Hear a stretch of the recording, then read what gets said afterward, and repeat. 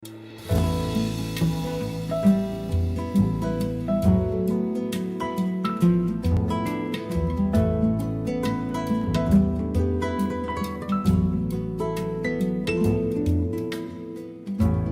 vez que eu penso em Jesus, meu coração se acende no meu peito. Toda vez que eu sinto essa luz iluminando a minha mente, o meu corpo, pareço flutuar.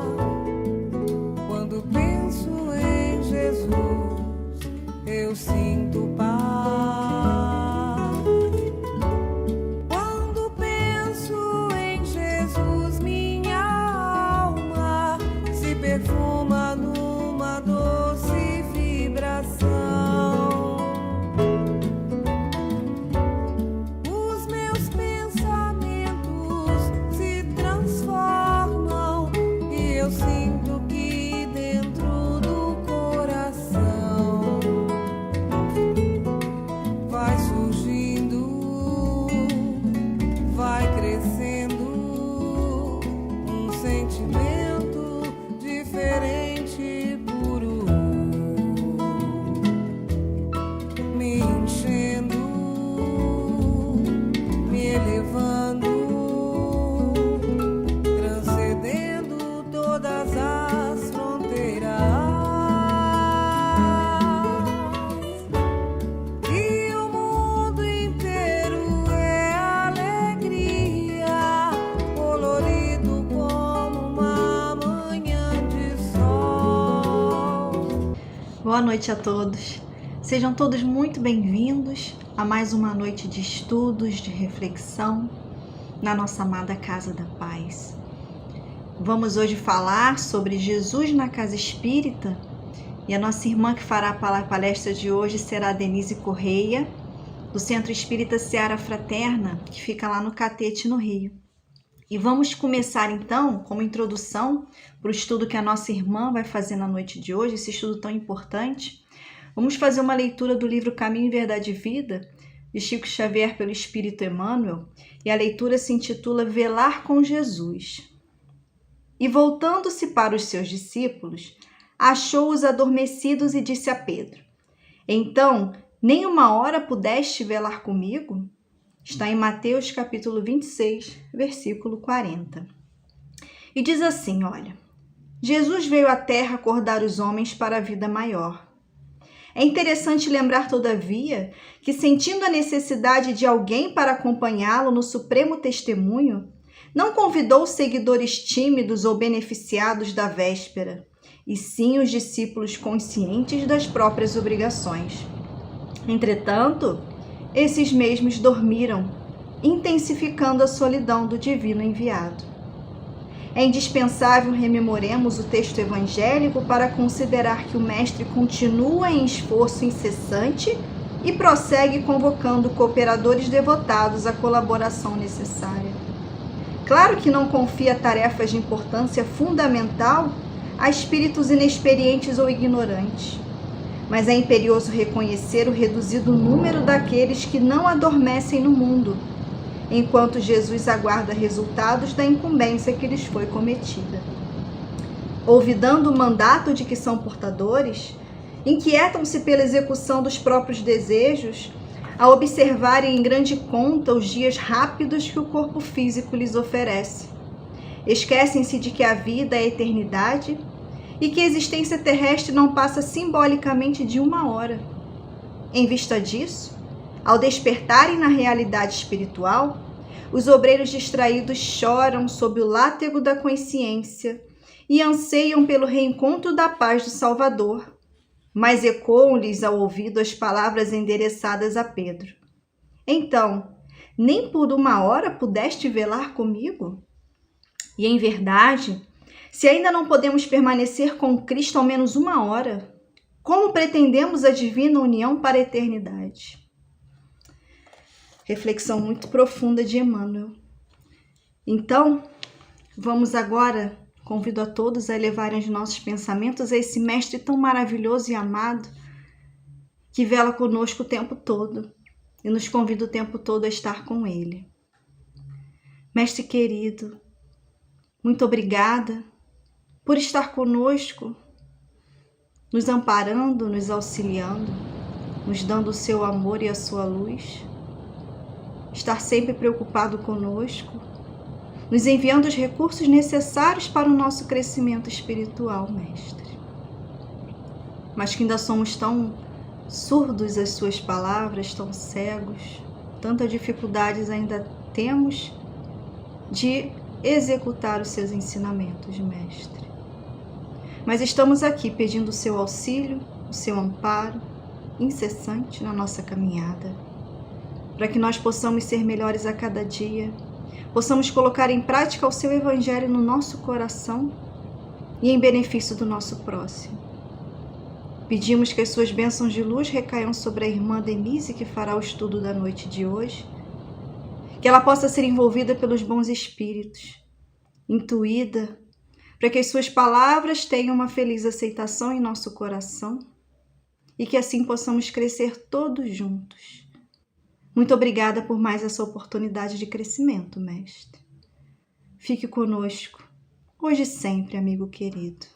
Que assim seja, graças a Deus. Então vamos à nossa palestra com a nossa querida irmã Denise. Fiquemos em paz. Olá, meus amigos de Ideal Espírita, aqui da Casa da Paz. Com muita satisfação, venho mais uma vez encontrá-los de maneira virtual. Brevemente teremos o nosso encontro no Lar o Abraço, tão esperado. Com certeza vamos conseguir essa vitória que é do nosso mundo. Hoje trago o tema Jesus na Casa Espírita. É um tema muito oportuno no sentido dessa nossa volta, desse nosso retorno ao trabalho presencial, para pensarmos muito, para nos inteirarmos da proposta do Cristo dentro da doutrina espírita e visualizarmos como estamos atuando a nossa própria ação no bem dentro da casa espírita. Então nós vemos, aqui trouxe alguns trechos do próprio Evangelho, alguns trechos colecionados aí dentro da doutrina espírita e também nos textos evangélicos de João, de Marcos, de Mateus, para compararmos a grande missão que é do Espiritismo, já proposta por Allan Kardec. Então aqui nós temos a fala do Consolador Prometido, que está no Evangelho de João, quando Jesus nos fala: eu rogarei a meu Pai e ele vos enviará outro Consolador, a fim de que fique eternamente convosco, o Espírito de verdade, que o mundo não conhece. O Consolador que meu Pai enviará em meu nome vos ensinará todas as coisas e vos fará recordar tudo o que vos tenho dito. Então Jesus já estava preparando o terreno para o Consolador que viria após a passagem dele.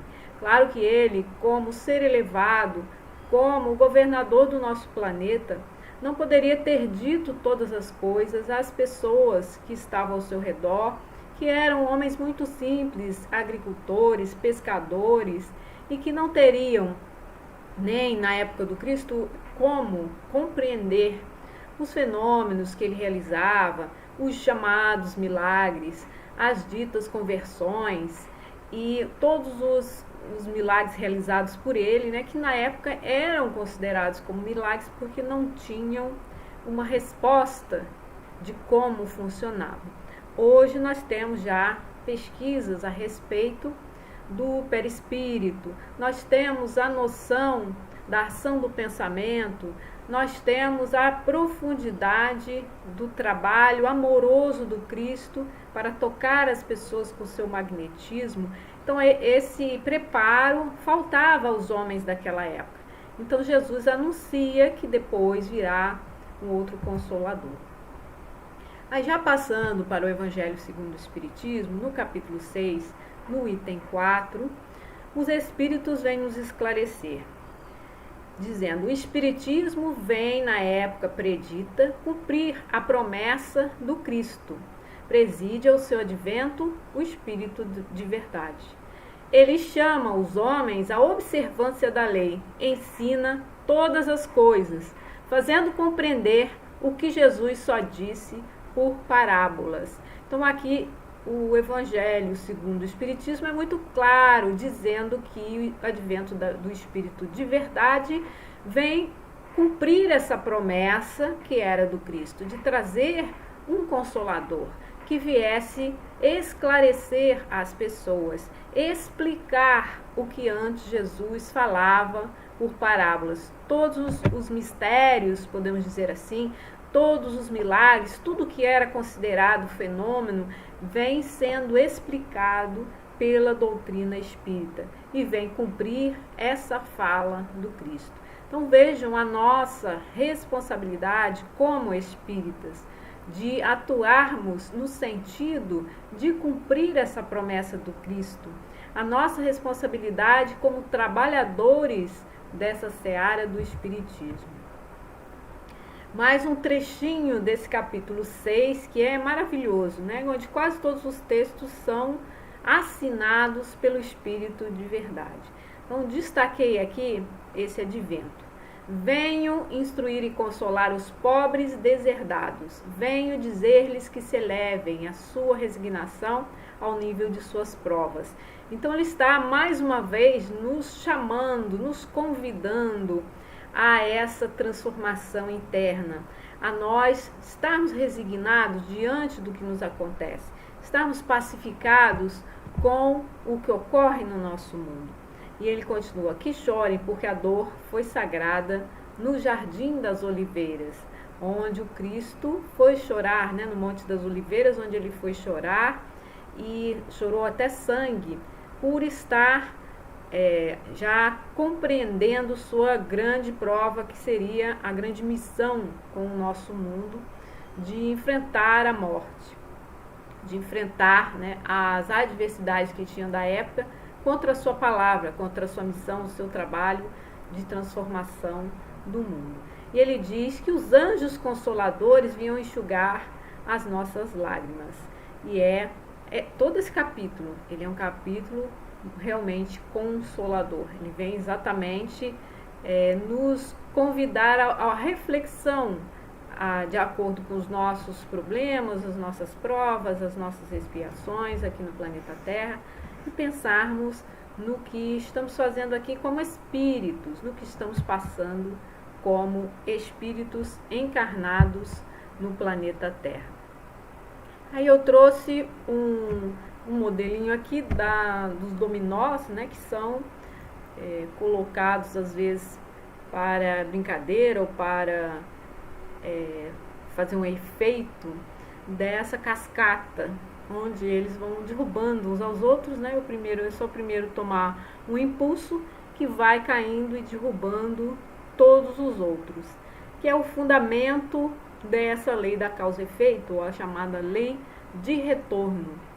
A lei de retorno é uma lei do nosso planeta, é uma lei da humanidade. E esse é o nosso grande consolo, que vem ser explicado pelo Espiritismo. Quando a pessoa não tem noção da lei de retorno, ele sai agindo segundo seu discernimento e acaba por acreditar em sorte, por acreditar, né, que nada do que ele faz vai ter um retorno, em que ele pode infringir a lei de Deus, pode tirar alguma vantagem em relação ao próximo, pode se valer da maldade, da esperteza, porque nada disso irá retornar. Mas quando ele tem a consciência de que tudo que ele está experimentando na Terra foi arquitetado pela espiritualidade como um motivo de atração a si mesmo por suas faltas passadas, isso traz uma perspectiva diferenciada do seu movimento no mundo físico, dá mais aceitação, dá mais paz diante do que nós passamos, porque sabemos que lá atrás algum dia infringimos a lei de Deus e que precisamos dessa correção para a nossa própria consciência ficar em paz. E, por outro lado, também nos previne de outras más ações contra os nossos semelhantes. Que quando nós não acreditamos que vai ter um efeito de tudo que fazemos, vivemos descontraídamente sem nos preocuparmos com o que colheremos do nosso plantio, bom ou ruim, realizado no mundo.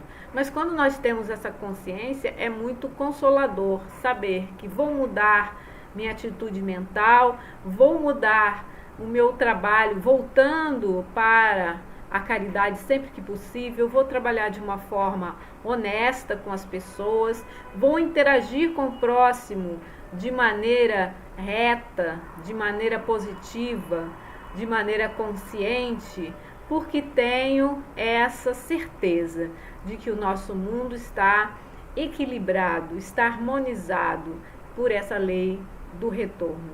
Isso nos dá uma paz muito grande, saber que estamos aqui no mundo vivenciando as experiências que precisamos para despertar nossas habilidades.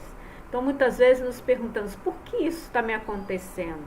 Porque justamente essa pessoa com essas características veio para próximo de mim, no meu trabalho, na família, veio reencarnar junto a mim. Por que será que isso acontece? Porque exatamente é o seu caminho, a sua trilha, o seu magnetismo que atraíram esse tipo de pessoa ou esse tipo de aprendizado, esse tipo de situação, para que você desenvolvesse ferramentas psicológicas para lidar com esse problema, que pode estar em si mesmo, pode estar dentro de nós. Então é muito consolador compreender a lei da causa e efeito, que é uma proposta do Espiritismo, explicar às pessoas esse fundamento do nosso mundo, como funciona o nosso mundo. Aí mais adiante nós vemos que antigamente essa lei da causa e efeito, ela era levada ao extremo. A gente viu uma visão antiga de Deus como sendo aquele Deus que pune, como sendo aquele Deus vingativo, aquele Deus antropomórfico, com características de pessoas mimadas, né, de pessoas que não têm a justiça em seu coração. Então, veja, imaginar que Deus pudesse se vingar de uma pessoa, mandar uma praga, uma inundação, é a visão antiga de Deus, a visão que a gente tem no Velho Testamento, onde acontecem esse tipo de coisa como um símbolo ali. E a gente percebe que Deus está, né, muito ligado às questões humanas. Quando nós ampliamos a nossa perspectiva do temor a Deus, quando nós olhamos o que significa realmente o temor a Deus, não nesse sentido de termos medo de Deus, porque Deus, depois que Jesus vem, ele nos diz que Deus é um Pai amoroso, mas o temor no sentido de perceber a grandiosidade de Deus, de perceber que Deus arquiteta todo o universo para sustentar a nossa experiência como consciência, como espíritos aqui no planeta Terra e outros orbes. Então, a grandiosidade de Deus de sustentar, manter isso funcionando, com todas as suas leis em vigor, para que nós possamos experienciar o encontro conosco mesmos, o encontro com a verdade, o encontro com o crescimento, a evolução. Então, antigamente, né, era um mundo de punição, era um mundo de expiação, havia muito mais expiação, muito mais ignorância, muito mais pessoas inconscientes do que hoje. E essa visão de que Deus vai punir também gera culpa. A pessoa, ao invés de se libertar daquela má ação que ela fez e ter esperança de se renovar, elas ficavam estagnadas na culpa, porque você fez, você é pecador, você tem culpa.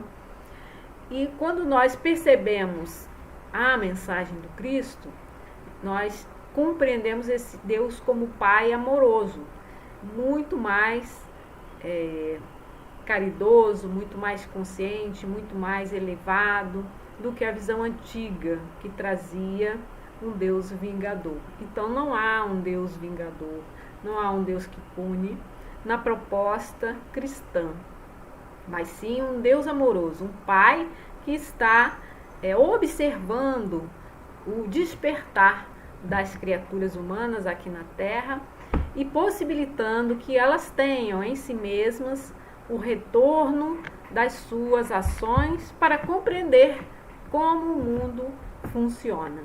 E isso é muito consolador também.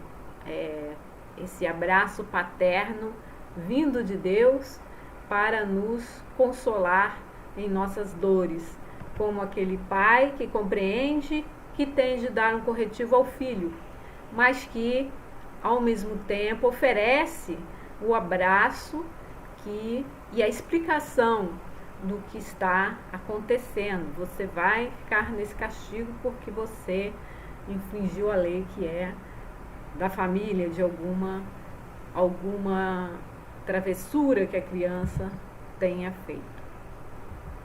Aqui andando mais um pouquinho na nossa pesquisa, eu trago uma parte que Allan Kardec nos propõe sobre a explicação das curas realizadas por Jesus no livro A Gênese. Eu até recortei aqui um pedacinho, onde retirei as curas todas de Jesus, que são explicadas no livro A Gênese, que está no Kardecpédia na internet, que é muito completo, tem as obras todas, a gente pode pesquisar lá. Então, Kardec submete a orientação dos espíritos a respeito das histórias que tem na Bíblia, as histórias que são narradas pelos evangelistas, dos ditos milagres, debruçando-se sobre esse tema. O que eram os milagres na época? Algo que não tinha uma resposta científica. Então Jesus impunha a mão sobre uma pessoa e dizia: esteja curado, e a pessoa se levantava e andava. O cego, ele passava as mãos nos seus olhos, ele começava a ver. Então, como isso acontecia? Kardec submete esses milagres à proposta dos espíritos para ver quais eram as respostas dele. Então, a análise nesse finalzinho da Gênesis, chamado Milagres, é das histórias da perda de sangue, aquela mulher que perde o sangue, que já há algum tempo acredita em Jesus, mas nem tem a atenção dele, ou seja, ele está no meio de uma multidão caminhando e não está diretamente pensando, olhando para ela ou pensando em curá-la. Ela vem e toca suas vestes e ela pensa: se eu conseguir tocar as vestes do mestre, estarei curada. E nesse momento interrompe-se o fluxo de sangue e ela é curada. Então Jesus não tinha nem intenção de curar, ele não estava nem olhando, nem sabendo. E a mulher o toca. Então, como que isso acontecia? E os espíritos explicam essa questão do perispírito, da atração, do magnetismo que Jesus exercia por essas pessoas que necessitavam ser curadas pela sua própria misericórdia. É analisado também o cego de Betsaida, o paralítico, os 10 leprosos, o caso da mão ressequida, a mulher encurvada, o paralítico da piscina, o cego de nascença e outras numerosas curas operadas por Jesus. Então, quem tiver maior interesse em se debruçar sobre essas histórias, sobre o que os espíritos nos dizem a respeito desses ditos milagres, é muito interessante esse finalzinho da Gênese. Então, nós vemos que aí, nessa proposta de Allan Kardec de investigar a tarefa do Cristo, ele vai concluindo que a mensagem de Jesus é de puro amor, que ele realiza todos esses ditos fenômenos por amor à humanidade.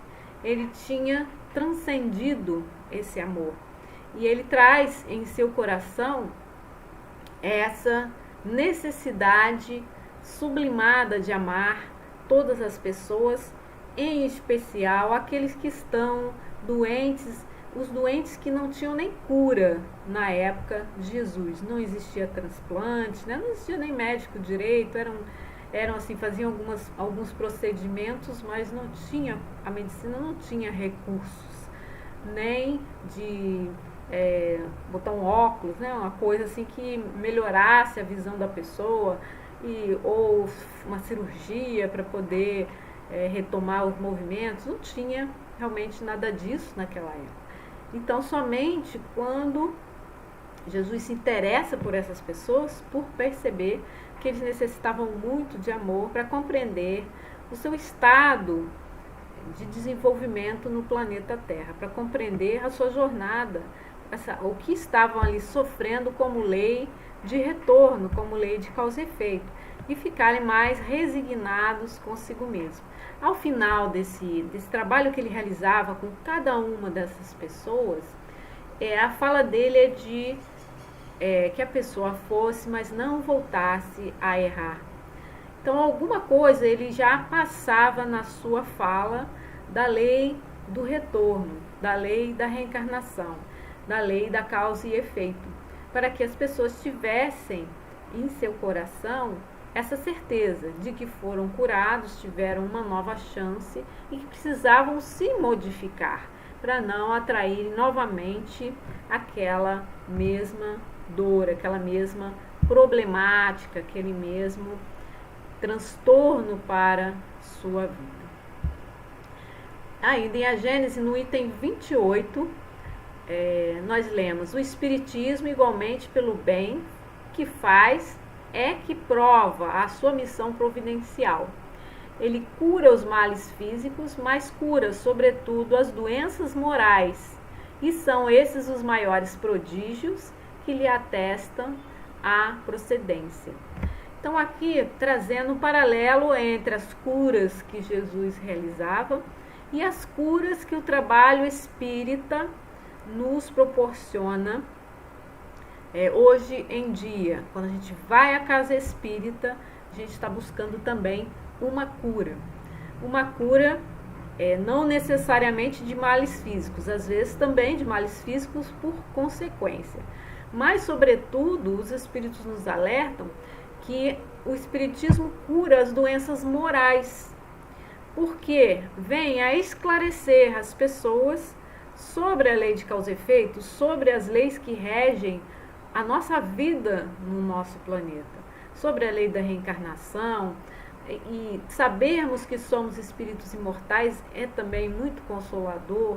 E todos os princípios da doutrina espírita vão contribuir para uma mudança interna, chamada reforma, né, que nós precisamos fazer internamente, o autoconhecimento, a autotransformação, que Joana de Anjos sempre nos fala, onde vamos perceber que as doenças morais são os piores males da humanidade hoje. E essas doenças morais, elas podem também repercutir nos males físicos, porque vão, à medida que vão caminhando no corpo, né, da pessoa, na mente da pessoa, no coração daquelas pessoas que sofrem as dores morais, isso vai se repercutindo também no corpo físico. Então, a doutrina ela trabalha nesse sentido de curas das doenças morais.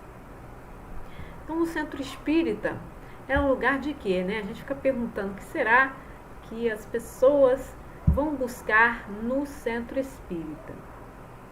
O centro espírita ele procura agir como o cristianismo primitivo, retirando da crença comum que a gente vê essa questão de que Deus vem punir. Muitas pessoas vão até a casa espírita e dizem: Deus está pagando alguma coisa, joguei pedra na cruz. As pessoas falam essas coisas, né? Quando vão à casa espírita, estão em sofrimento muito grande, porque não compreendem exatamente a grande amorosidade de Deus, o grande projeto que Jesus veio desenvolver junto à terra, de nos trazer o Deus amoroso.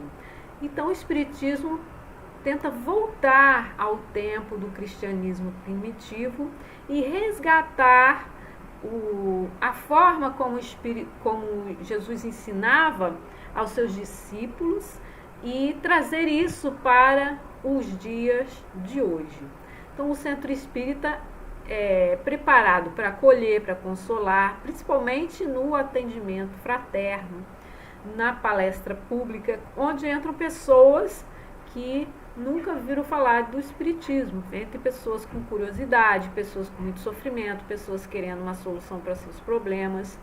Então a casa deve estar preparada a receber essas pessoas, e hoje em dia, principalmente, com muita aflição a respeito do que são os desígnios de Deus. Pessoas revoltadas, pessoas indignadas com a pandemia, com o governo, com a economia, com seja o que for, e seus corações não ficam pacificados e vão buscar resposta dentro da casa espírita.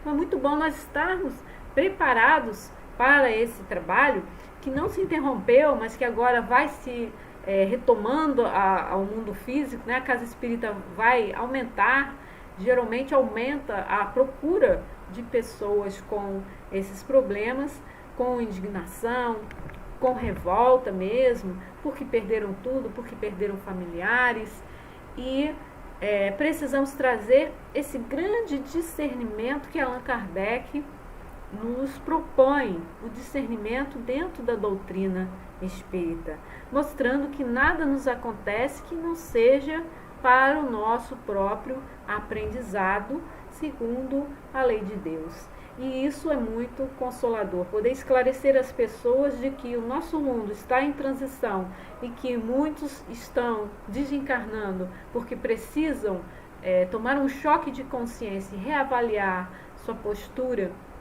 e que isso é um processo.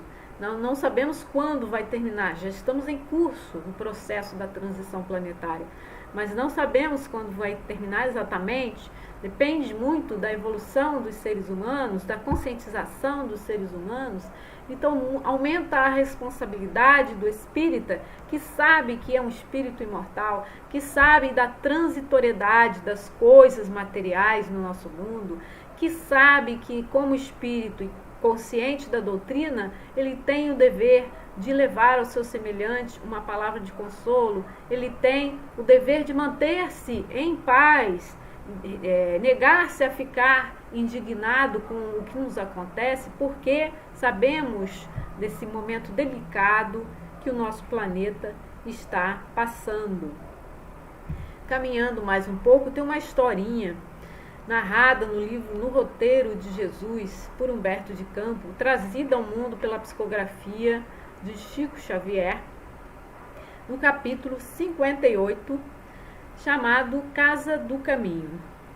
Eu trouxe essa historinha para nós pensarmos um pouco sobre como os apóstolos, os discípulos de Jesus, depois de sua passagem pelo mundo, como eles se sentiram em relação ao trabalho que seria realizado. Então, muitos deles se organizaram em torno dessa Casa do Caminho, que era uma proposta de Pedro para acolher e ajudar os doentes, os necessitados da sua época. Então, passavam por lá muitos doentes, muitos necessitados, que eram acolhidos realmente na Casa do Caminho. E eram dados a ele um tratamento, uma alimentação e, com os recursos poucos da época, promoção da saúde dessas pessoas. E muitos ali entravam e saíam e não se modificavam. Então, quando eles perceberam isso, que as pessoas entravam lá, eram curadas de seus males, se restabeleciam, se alimentavam e saíam, e nada modificava nelas, eles pensaram em trazer o Evangelho do Cristo para dentro da Casa do Caminho. E fundaram lá as primeiras pregações do Evangelho. Eram lidos os Evangelhos e eles, aqueles que sabiam das histórias do Cristo, contavam, aqueles que tinham no seu coração lembranças da mensagem do Mestre, iam junto às pessoas explicar o que era a lei de amor, a lei de caridade, o consolo aos necessitados, iam explicar essas mensagens do Cristo. E quando isso foi estabelecido, Tiago, filho de Alfeu, ficou muito revoltado, porque ele priorizava algumas tradições judaicas. Então houve um desentendimento entre Pedro e Tiago. E Tiago disse que não iria mais ajudar Pedro se continuassem com as práticas menos ortodoxas, fora do que ele acreditava dentro da sua crença judaica. E Pedro foi irredutível. Então, como meio revoltado, ele disse que não iria mais trabalhar ali e se retirou para a entrada ali de Jope, ali próximo, numa casinha, e ficou recolhido nessa casinha em oração, em saudade do Mestre, tentando relembrar a fala do Mestre, tentando refletir sobre sua posição. E ficou ali algum tempo. E numa noite ele estava orando, chorando, com saudade de Jesus, e pensando, se ele estivesse aqui, não teria acontecido isso, essas desavenças, esses problemas, chorando, quando ele vê um homem passando pelo caminho, e ele reconhece que esse homem é Jesus. E Jesus estava apressado. E ele diz, mestre, não pode parar para me dar um abraço? Estou morrendo de saudade, estou com muita saudade. E o mestre nem parou. O mestre falou, não posso, estou muito ocupado.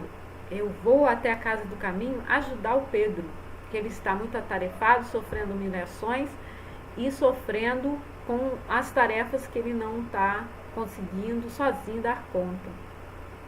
E aí Tiago então percebe que era o seu trabalho ajudar Pedro, que ele precisava colocar de lado as desavenças, seu modo de pensar, e realmente servir a Jesus na tarefa que era muito maior do que eles, muito mais grandiosa do que eles, que era a tarefa da caridade, da oração, do esclarecimento, do consolo àquelas pessoas, explicando algo da mensagem do Cristo aos corações que estavam ali em profunda aflição.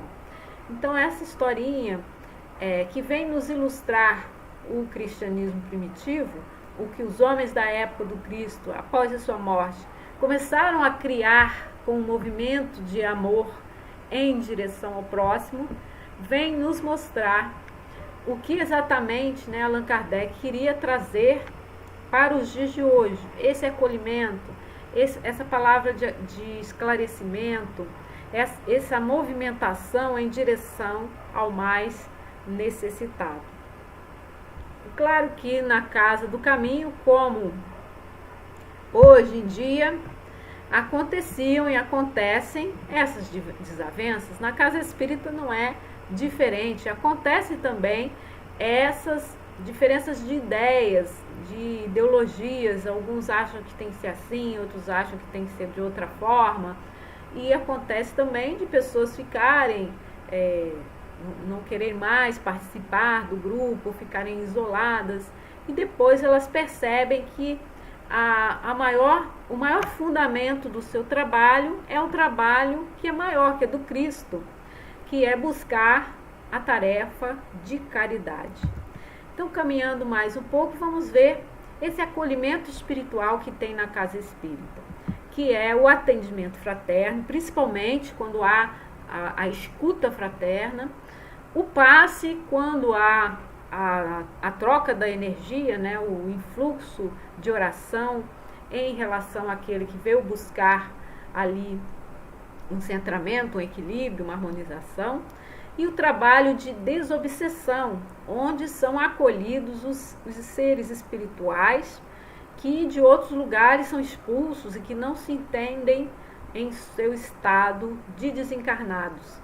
Eles vêm ali também ser acolhidos, ser orientados e ser encaminhados para um lugar onde possam receber tratamento.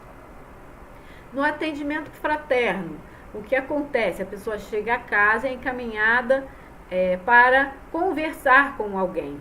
Então, o atendente fraterno escuta o problema e brevemente, né, porque não é uma terapia, ali é só um aconselhamento, é recomendado o tratamento, geralmente de passes, geralmente de assistir às palestras públicas.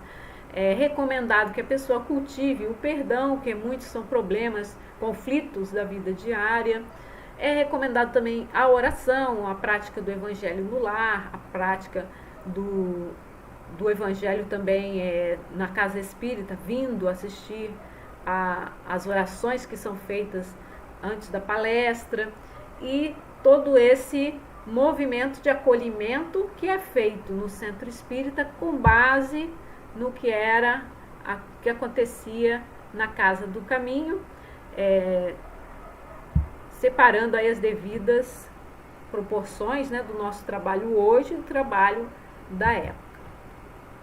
A reunião de desobsessão, onde esses irmãos nossos que estão com o pensamento fixo em uma vingança, que estão perdidos sem noção do seu desencarne, que estão em casas espíritas, às vezes acompanhando aqueles que foram tomar o passe, são encaminhados para o trabalho. Quando eles vêm ao choque anímico, ou seja, a presença do médium os atrai e eles podem falar pela aparelhagem do médico, acontece também a mesma coisa, a escuta fraterna, recomenda-se perdão, recomenda-se a oração, e o tratamento para ele também pode ser um tipo de passe, pode ser um despertamento, pode ser uma orientação maior, ou pode ser que ele necessite também ser levado pela espiritualidade para outros lugares dos planos sutis. Então, a desobsessão é bem complexo, que vai abarcar todos esses trabalhos, e é a caridade espírita a esses irmãos nossos que estão ainda na ignorância de sua condição. O trabalho do passe também é um trabalho de recepção e de acolhimento das pessoas, no sentido de possibilitar um momento de paz, onde elas possam receber energias harmonizadoras. Elas vão receber ali o influxo magnético do passista e também dos mentores da casa. Ela vai receber uma oração por todo o grupo, por aquelas pessoas que ali estão para receber o passe. E ali também é feita uma limpeza, uma desconexão com a espiritualidade perturbada. Muitos são encaminhados para a desobsessão depois desse trabalho ali. Muitos desencarnados que ali vêm magnetizados aos encarnados. A caridade espiritual, que é a diferenciação do tratamento espírita. A caridade espiritual é um tipo de caridade diferenciada que nós vemos na casa espírita. A caridade onde podemos realizar o esclarecimento, trazer o conhecimento que liberta, fazer com que a pessoa passe a refletir sobre a sua realidade espiritual. Então, isso é feito com as crianças na evangelização, onde são temas já dentro da doutrina, das bases da doutrina, histórias do Cristo, são contextualizações dentro da família para pais e para crianças. O estudo sistematizado da doutrina espírita, o ESDIS, que também organizam o conhecimento espírita em pequenas doses, levando as pessoas a refletirem sobre aquele assunto e a se interessarem por leituras de livros mais aprofundados. as palestras que são de grande esclarecimento, as palestras públicas trazidas para as pessoas que buscam também orientação e conhecimento. E aqui vemos que no cristianismo primitivo, Jesus trabalhava nesse sentido, de esforçar-se também para levar aqueles que andavam ao seu redor esses esclarecimentos e para que eles sentissem sua energia amorosa. Então, no cristianismo primitivo, quando Jesus saía, entrava à casa de alguém, quando ele ia ao encontro de pessoas, ele não escolhia pessoas para estarem com ele. Ele ia junto dos chamados publicanos, que eram cobradores de impostos, muito mal vistos entre os judeus. Ele ia para junto das prostitutas, que eram pessoas também mal vistas na sociedade, leprosos, doentes, daqueles que não tinham nenhum recurso, e também aqueles que eram muito ricos. Então ele transitava entre a sociedade por todas as pessoas, e a todos ele convidava a esse exercício da paz. Então ele dizia: a paz esteja convosco. E quando reunia multidões, 5.000 pessoas, a gente tem notícia no Evangelho de 5.000 pessoas que seguiam Jesus, buscando uma palavra, buscando uma orientação, buscando uma cura. Quando ele se dirigia às multidões, ele falava por parábolas, porque o seu conhecimento era tão grandioso que não tinha como ele revelar tudo às pessoas. Alguns ele revelava, aos próprios discípulos, alguma coisa ele revelava. Então, algumas parábolas ele contava para o povo, levando a eles o que eles podiam compreender daí. Depois ele dizia: quem tiver olhos de ver, que veja; quem tiver ouvidos de ouvir, que ouça. Porque ele sabia que no fundo daquelas palavras tinha ali uma lição que ficava escondida no meio da história. E alguns teriam como perceber, além da história, a grandiosa lição. Então a gente vê isso nas parábolas que ele contava. Quando ele conta a parábola do semeador, a gente vê nos evangelhos, ele conta a parábola e depois ele sai com os seus discípulos e eles dizem: pode nos explicar a parábola? E ele explica cada elemento da parábola depois para eles. Então Jesus trazia no seu redor, na sua aura, no seu coração bondoso, nas emanações do amor puro que ele veio testemunhar, veio exemplificar no planeta Terra. Ele trazia em si essa grandiosidade de simbologia, essa riqueza de sentidos que ele sabia que as pessoas não poderiam acompanhar. E ele priorizava essa manutenção da paz, embora ele estivesse junto com pessoas na maior parte do tempo. Alguns momentos dos evangelhos ele deixava todos, inclusive os seus apóstolos mais chegados, Pedro, Tiago e João, os três com que ele andava mais próximos, né, que era o discípulo que ele amava, que era João; Pedro, que era aquele que edificaria a sua igreja, ou seja, que estaria as bases do cristianismo; e Tiago, que eram os médiuns que andavam com ele. Então, mesmo esses ele deixava e subia o monte sozinho.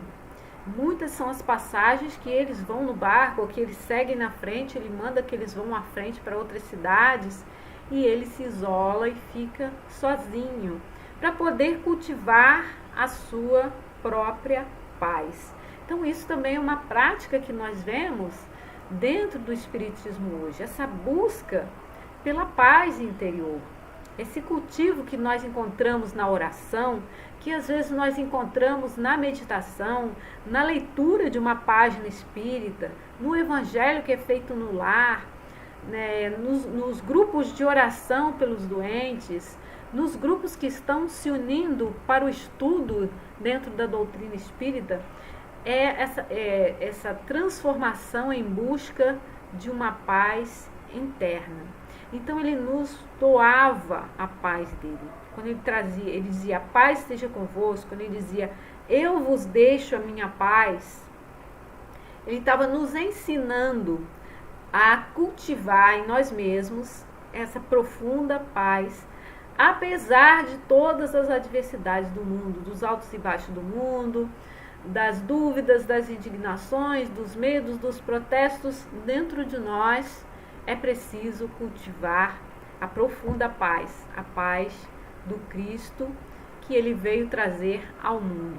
Quando ele nos disse também para nós trazermos o reino de Deus para dentro de nós. Quando ele nos disse, quando nos ensinou sobre o pão nosso, ele diz, venha a nós o vosso reino. Ele não diz, nós vamos ao reino de Deus.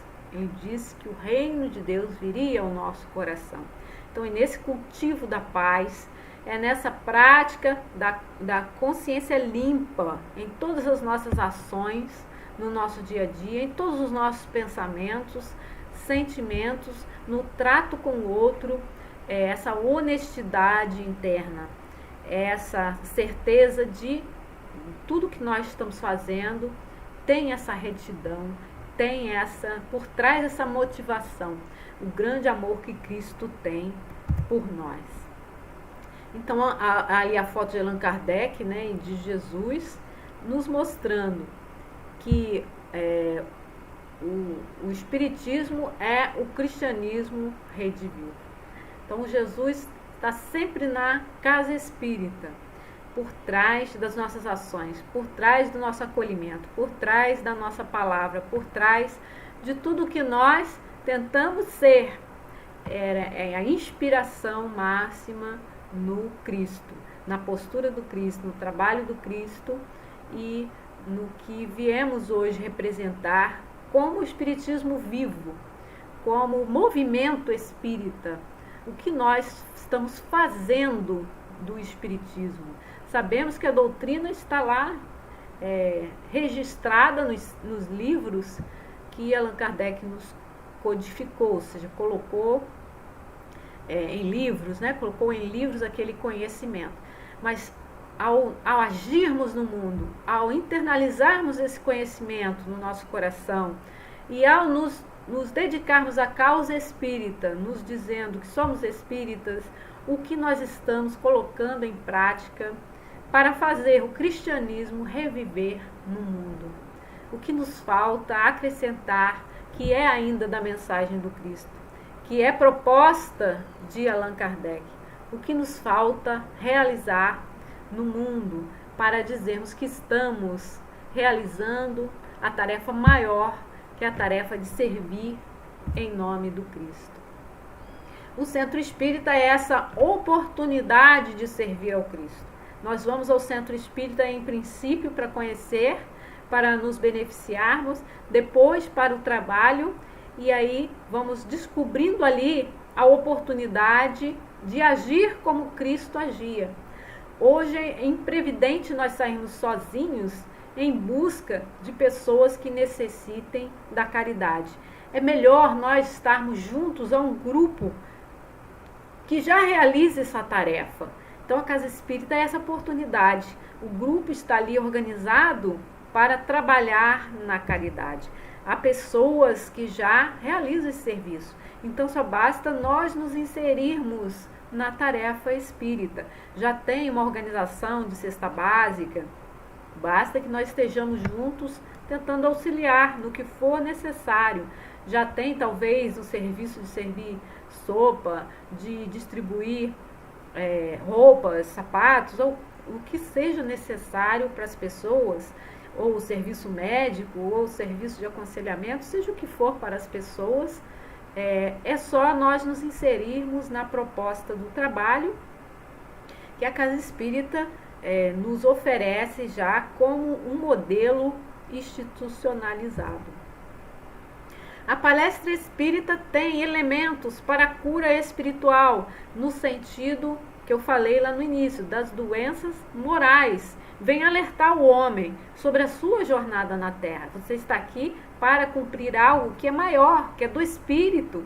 Alguma proposta que você tem diante da sua própria consciência, organizada com os seus mestres e mentores espirituais para essa caminhada dessa reencarnação aqui no planeta.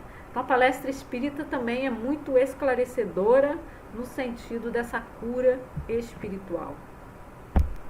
E o nosso trabalho é alavancar as pessoas, mostrar o potencial que elas têm, mostrar capacidades, desenvolver diversidades e olhares para a sociedade, trazendo as pessoas também para esse trabalho, despertando as consciências para o que precisam também realizar em si mesmos, em sua comunidade, junto ao próximo. O trabalho cristão é esse aí. A caridade espiritual realizada junto aos espíritos encarnados que vêm buscar esse alento, essa informação, vêm buscar oportunidade de trabalhar, e também a caridade no plano físico, a caridade da necessidade básica que muitas pessoas ainda precisam no nosso mundo, esse sustento mesmo do mundo material. Esse é o trabalho cristão, é curar hoje no sentido moral, curar as chagas morais. E o Espiritismo tem cumprido seu papel e depende de nós, da nossa boa vontade, da nossa responsabilidade para continuar cumprindo seu papel. E aqui eu deixo um adendo dentro da doutrina espírita, das obras espíritas, os livros que iluminam. Então, quantos são os livros espíritas para todo gosto, para todo tipo, para toda a personalidade, de histórias que consolam, histórias que revelam erros do passado, são livros teóricos que nos trazem a base doutrinária, livros para serem lidos assim como uma página de ambientação, para oração. Temos todo tipo de livro, basta que procure, que veja, que compre, que baixe, que encontre essas palavras. E há no livro espírita esse encaminhamento da espiritualidade. Quando nós abrimos uma página, quando nós nos interessamos por uma história, por um livro, é porque ali tem uma lição, algo que nós precisamos aprender e que foi encaminhado pela espiritualidade. Então tenha certeza de que a literatura espírita é muito rica e pode nos dar um embasamento muito bom para o nosso próprio autodescobrimento, nossa autotransformação. Então, começando com obras romances, com obras mais simples, passando para obras de maior complexidade, teóricas, vamos compreendendo todo o ensinamento espírita deixado nas luzes da terra por meio dos livros.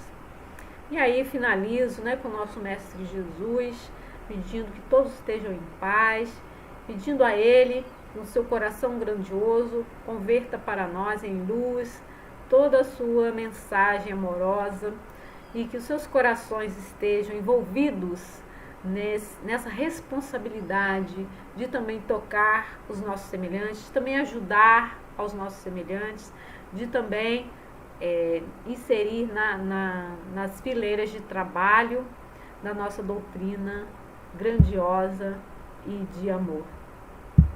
Então, muito obrigada por me assistirem. Estamos finalizando a nossa proposta de hoje. Quero agradecer a todos por me ouvirem e pedir a Deus que os abençoe nesse momento, suas casas, seus lares e todos os familiares que estejam nesse momento pensando, que venham ao seu pensamento, que possam receber também essas bênçãos. Fiquem com Jesus, muita paz a todos, gratidão. Que bom, irmãos? Que bom, palavras maravilhosas, que ensinamento maravilhoso que a nossa irmã trouxe. Essas reflexões tão importantes para o nosso dia a dia, que a gente possa colocá-las em prática, que a gente possa senti-las no nosso coração, para que nos tornemos a cada dia pessoas melhores, espíritas melhores, Então, eu os convido a todos a que a gente eleve novamente os nossos pensamentos em agradecimento ao nosso Mestre amado. Querido Mestre Jesus, muito obrigada por esses ensinamentos que a nossa irmã Denise trouxe na noite de hoje.